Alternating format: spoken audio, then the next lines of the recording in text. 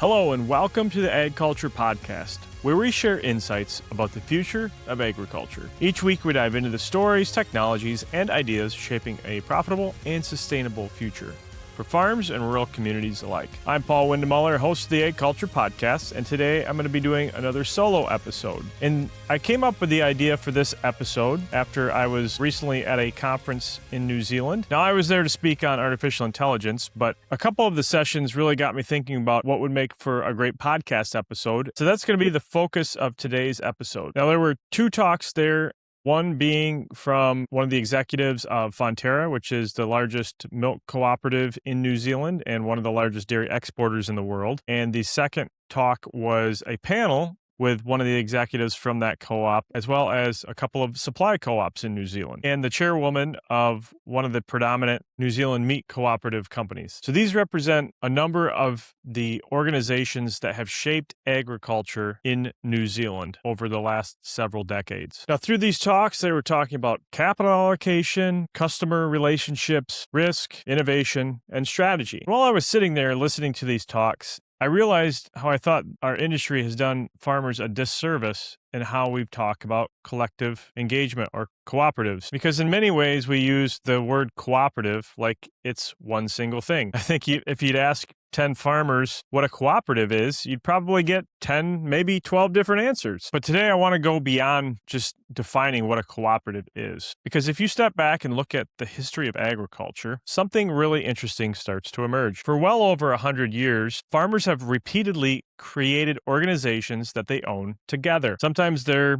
true cooperatives from a business sense. Sometimes they're grower-owned companies. Sometimes they're just marketing boards. And sometimes they're mutual organizations. Now, the legal structures of these organizations can change from country to country, but the idea behind them is very consistent. Farmers keep coming together to solve problems that don't make economic sense to solve alone. That is the core fundamental aspect of these collective organizations. Now, I know in the U.S., there's a lot of talk right now in politics of socialist candidates getting more prominent and their talk of collective engagement as a society. That's not what we're talking about here. And I think there's a big distinctive difference that I want to bring up, because if you look back in history, when that has been tried as a society from a governmental or political standpoint, the results of that are typically pretty disastrous. But when farmers come together to solve problems that don't make economic sense for themselves to solve alone, typically you see an uplift in potential economics of that sector of agriculture that has embraced this concept of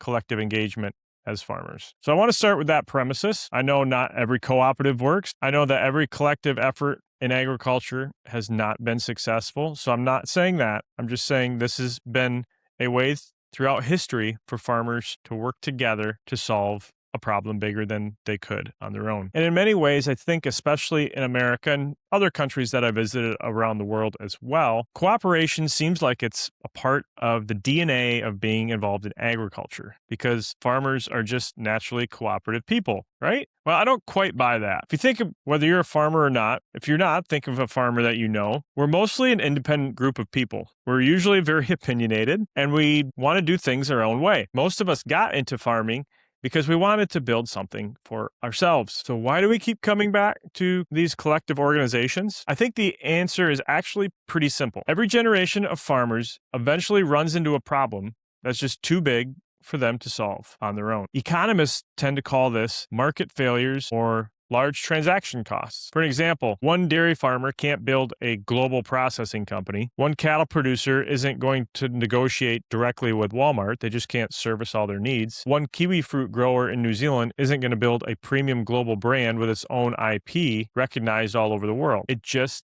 doesn't make economic sense. And throughout history, when enough farmers run into the same wall at roughly the same time, they start asking each other, how do we solve this? That, I think, is the real story of collective action in agriculture. And that point brings up an important distinction, because somewhere along the lines, I think as an industry, we've started talking about cooperatives as though they're supposed to all look alike or perform all these different functions. But they're usually started because of one challenge and looking for one solution. And where I've seen collective action in agriculture or cooperatives fail, it's usually when the members of that organization expect it to solve many problems it really truly wasn't designed to solve. An example of that would be walking into your local vet's office if you're a livestock producer and asking them if they sell combines. Now, you wouldn't expect them to sell combines because they're a vet, right? They're very different businesses solving different problems. Yet we tend to do this in agriculture with farmer-owned organizations a lot. I know I hear it at our co-op meetings.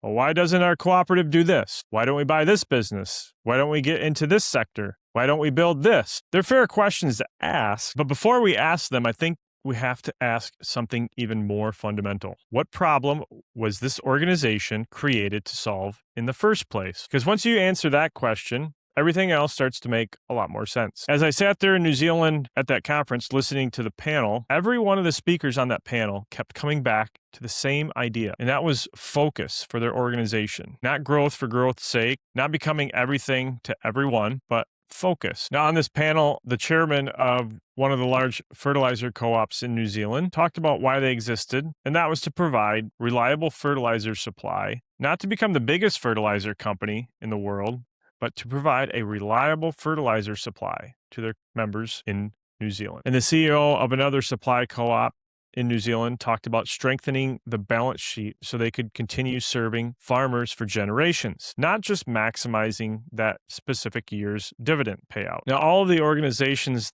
that were represented there were in different industries, different sectors of agriculture, had different business models, but they all had the same discipline. They understood what was the root problem that their organization existed to solve. And I think there's a big lesson in there that I took away from it for any organization. That's one of the greatest threats to a successful organization usually is not competition or the market, but it's forgetting why you exist in the first place. So let's look at the fundamental concepts a little bit more around collective groups in agriculture. Now, most farmer-owned collective organizations in agriculture I've ever studied really try to answer one of three questions. How do we get more value for what we produce? How do we build a bigger market for what we produce? And how do we get better access to things we need to produce it? I'm going to start out looking at this from a marketing perspective. Again, as I mentioned, this is one of the oldest forms of collective action in modern agriculture. And it's also one of the most people think they understand. But I think there's some nuances there around marketing cooperatives that a lot of people seem to miss. Now, if you ask what a marketing cooperative does, most people would probably say something like, well, they sell my milk, or they sell my grain, or they export my fruit. While it might be true,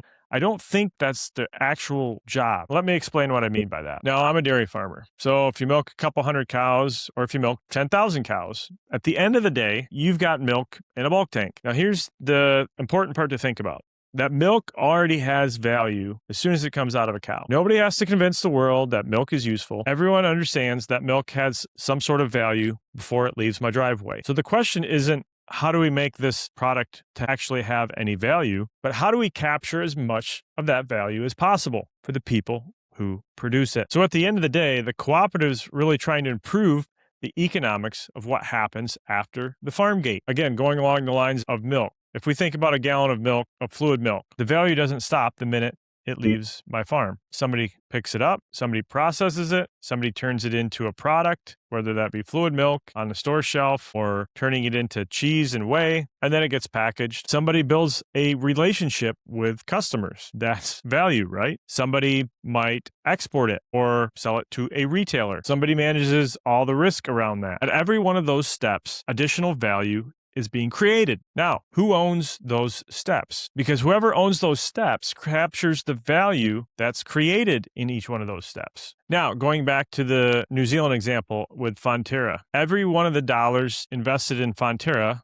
belongs to a farmer. It's farmer capital. That means every investment that co-op is making has to answer a very simple question. Is this the best possible use of our farmers' money? Now, that's a very different question than a lot of corporations ask, right? Most organizations, corporations usually ask, how do we grow our earnings or profit? How do we maximize shareholder value? A farmer-owned marketing organization asks something slightly different. How do we maximize the long-term return from the milk our farmers produce? Now, in this example with Fonterra, the executive talked about why Fonterra decided to sell its consumer brands business. Now, if you only read the headlines in the newspapers, you might think they're moving away from value-added dairy, but that's not what they were doing at all. In fact, they were doing the opposite. They looked at where farmer capital was earning the best returns, and that was their specialty ingredients business, their food service business, and their high-value proteins business. Those parts of their business consistently generated stronger returns than their consumer brands part of their business. So they asked themselves a hard question. Since this is our farmers' money, should we keep investing in consumer brands? Well, after a long time and a lot of discussion, they came up with the answer of no, because they believed there were better places to invest on behalf of the farmers that owned the co-op. And I think this is actually a great example of strategic discipline in agriculture. And a lot of times we don't see that, right? Because it's hard. It's a different question than most organizations ask. Now, I think if we're honest and we look at our own farm businesses, there's examples of this that we can look at. I know I've had examples of this where I've sold machinery that I really liked, but because it wasn't making financial sense anymore to own it, I ended up selling it. And many of us have had to stop doing things on our operations, even things that we've enjoyed, but we truly understood they weren't moving our business forward. So it was time to shed those things. So again, this was an example of a cooperative being very disciplined, understanding what problem they were there to solve for their members. Because the moment a marketing organization starts chasing every opportunity, it usually starts becoming mediocre at the thing it was originally great at. So now I want to take a little bit of a sidetrack here for a minute because I saw Hamish Gow at the conference and had an opportunity to talk with him, and he also spoke at the conference. And some of you might remember Hamish Gow.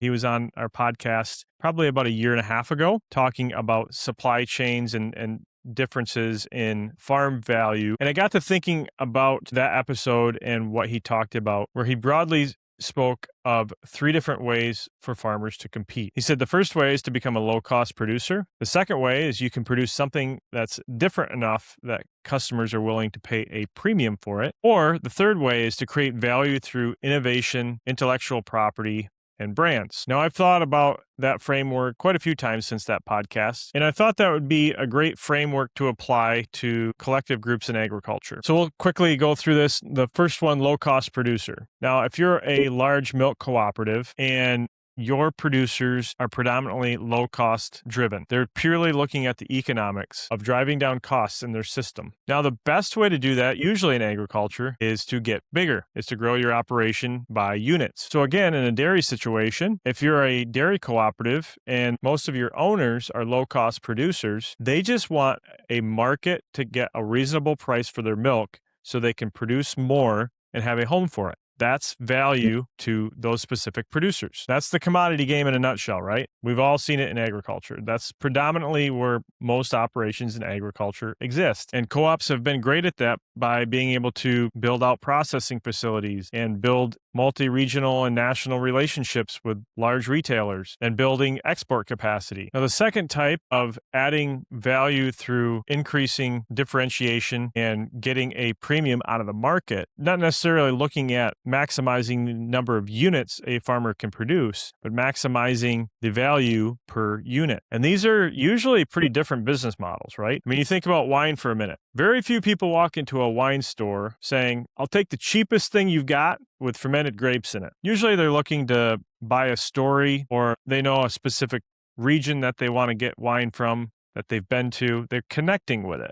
on a deeper basis, and they're willing to pay a premium for it for some reason. So the value of a marketing organization or collective marketing group isn't simply to move a whole bunch of product. It's probably going to be protecting certain standards or investing in a brand to tell a story. You're making sure every customer gets exactly what they expect for that premium. Really, at the end of the day, it's about that group being able to build trust in the market to drive a higher premium. And every farmer that's a part of that benefits from that shared reputation. Now, the third category of innovation or knowledge or intellectual property, this one's a little different. And I think, again, going back to New Zealand probably has one of the best examples of this that I know of in agriculture. The company Zespri, which is a marketing company owned by farmers in New Zealand of kiwi fruit, they have invested in plant breeding, new genetic varieties, consumer research, huge retail relationships, and global logistics, as well as licensing agreements and intellectual property creation. They've invested millions and millions of dollars into these things. Now, kiwi fruit producers in New Zealand can't just grow kiwi fruit and expect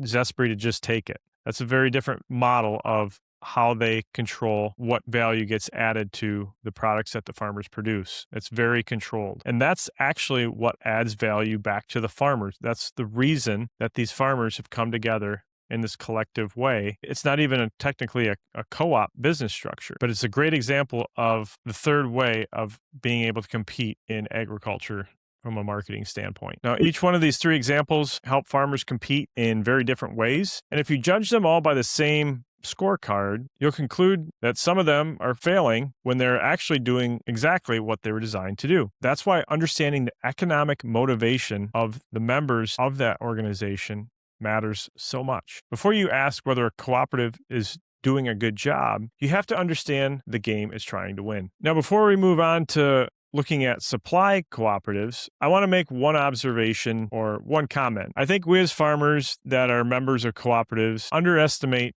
just how extraordinary these organizations that we're a part of really are. And they take a lot of heat from us, and we should push them to do their very best as the owners of these businesses. But just step back and think about what some of these organizations have accomplished. They're working with thousands of independent farmers that are owners of this business, most of whom have never met each other, owning processing plants and infrastructure worth billions of dollars, selling products across their home country or even exporting them all around the world, negotiating with some of the largest food companies globally, funding research, developing new ingredients, managing geopolitical risk, navigating things like tariffs, investing in innovation. All of these things, to me, it's pretty remarkable how these organizations operate. The ones that are truly successful really take my hat off to those that are in these organizations day to day building them. All right, now we're going to shift gears completely because everything we've talked about so far has started with something that already had value, something that we produced ourselves as farmers. Corn, soybeans, milk, beef, it all has value at the farm. But collective supply organizations are very different. They're not asking, how do we get more for what we produce as farmers? They're asking, how do we help farmers spend less or provide consistent access to certain products that would be hard to get for an individual farm while producing what we're producing. And again, I want to go back to the comment that I made about the fertilizer co-op in New Zealand called Ravensdown. Now, the chairman that was speaking there didn't start out talking about fertilizer. He began talking about a problem. Nearly 50 years ago, New Zealand farmers looked around and realized something that made them uncomfortable. Fertilizer had become too important to leave entirely in somebody else's hands. And it wasn't because fertilizer companies were evil, and it's not because these farms wanted to own everything, but because fertilizer was so strategic in their operations that without it, food production changes dramatically. That without it, their operations are at risk. So their question wasn't, how do we make money selling fertilizer? It was, how do we make sure New Zealand farmers always have access to fertilizer at a fair price with reliable supply? Now, I think if we start this conversation with looking at supply co-ops through that lens, it'll make much better sense of why these organizations exist. I think a lot of times, I know myself as a farmer, I understood why my milk cooperative existed. Without it, I wouldn't have a milk market. But why should I be a part of a supply cooperative? And what that chairman said was really eye-opening to me about the value of a supply cooperative. Now, one of the other panelists from a supply cooperative made a couple of comments that I want to bring up here. She said that in a traditional company, one of the questions in a pricing meeting is often, what's the highest margin we can charge? And that makes sense from a business standpoint, right? Your goal as the CEO of that company is to maximize the return on investment to shareholders. But as the CEO of a supply cooperative, her question was, what's the lowest sustainable margin we can operate on while still building a healthy business? Now, that's really key. So if we go back to the other comment that I made about the fertilizer supply co-op, their key drivers of the problem they were trying to solve was access, consistency at a fair price. So access and consistency were really a big part of the risk factor and the reason that co-op started. So that's part of the value that co-op had, not even about price, but yes, having it at a reasonable price, a competitive price, was also important. Now, what I don't want to say here is that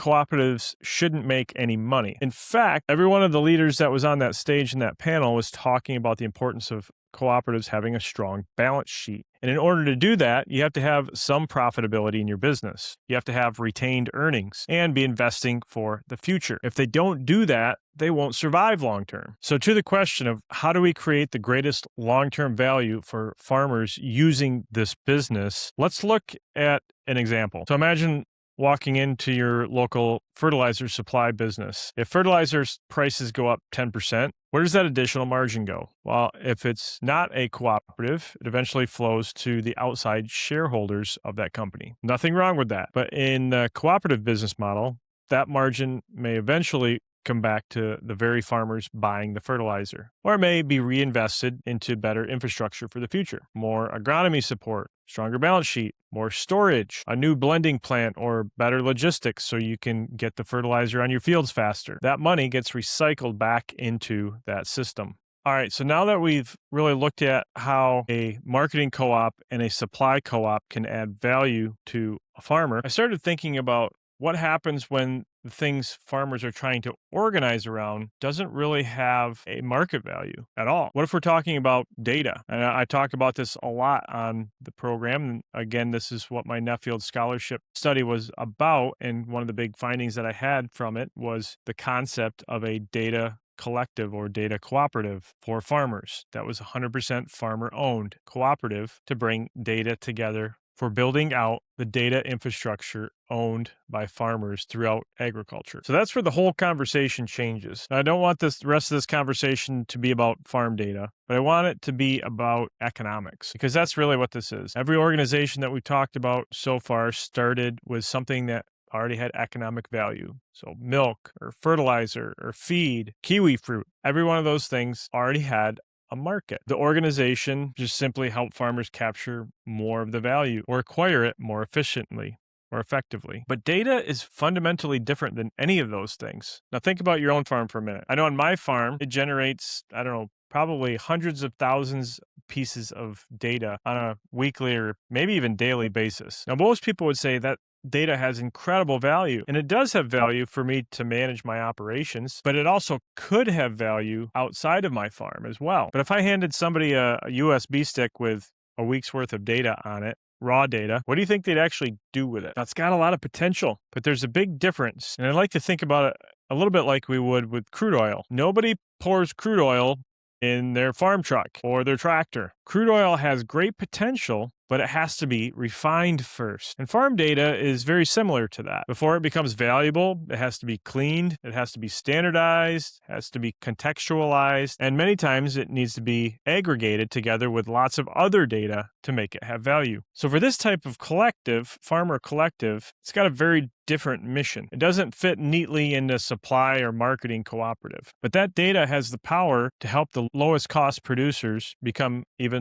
lower cost. It helps the premium producer prove their premium claims. It accelerates innovation in ag tech and the ag space. But there's infrastructure that needs to be invested in order to make that happen. And just like with any infrastructure we see in society, it's not built by one specific person. It's usually built by a collective or a certain regional geography or a certain body of government. So both supply and marketing co-ops have built infrastructure. It's usually really capital intensive. A dairy processing plant is very expensive. A large-scale grain facility is very expensive. And building out and testing and researching data infrastructure is really expensive. But it's also something from a risk standpoint, going back to that I don't think we can leave the development of this infrastructure in the hands of non-farmers. This is a time when access and control is very important and critical to maintain our freedom to farm and our freedom to utilize our data the way we see fit. Now, I'm not talking about owning software companies, if that's what you're thinking, but I'm talking about the infrastructure of who owns the permissions to share data, who decides how information flows, who protects it and keeps data encrypted so bad actors can't get at it, who creates that interoperable system where many data streams can come together in one place securely, whose incentives are aligned with the farmer. And I think that's the key. In the examples that I gave from the New Zealand talks, every one of those organizations had incentives that pointed back to the farm. Now compare that to data. If a software company owns that infrastructure, what are they naturally going to try to maximize? Probably the value of that platform, right? That's exactly what they should do for the business model that they have. But if the organization responsible for the governance of farm data wasn't trying to maximize software value, what is the primary mission to maximize farmer value? I think that's a question we have to ask ourselves as farmers and answer as an industry together.